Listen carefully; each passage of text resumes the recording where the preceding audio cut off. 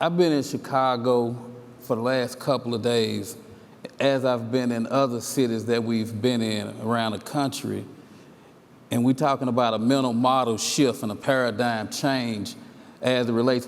We have to acknowledge when you hear on social media, you hear people, educators, and you hear policymakers talking about, you know, that 1994 crime bill and mass incarceration, and a lot of our black men leaving from our communities, and then 20 years later coming back to our communities.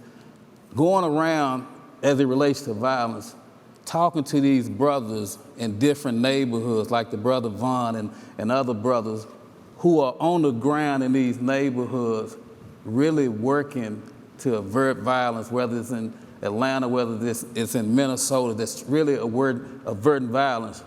We have to change our mindset to say, as you have taught me, that when brothers' character changes, their characteristics have a market advantage. We need to use our brothers in schools, we need them in communities, we need them doing that, because I will go back to an experience that we had when we first did this deal. One thing that I noticed when I was 24 years old, when we went into the schools, those young people listened.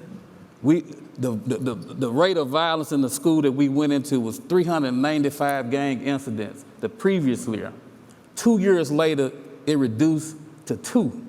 But then it got political because people said, how are these kids listening to these brothers? And then they took us out of schools. We have to have a mindset change to use our brothers and our sisters who are the most qualified and the most ones to effect change in our community. And we have to work together for that. We have to work together for that. We have to work in hand to change some of the damage that was done to our community. And I think we can do that. We can challenge that stuff without it being an indictment on the people who may have caused it.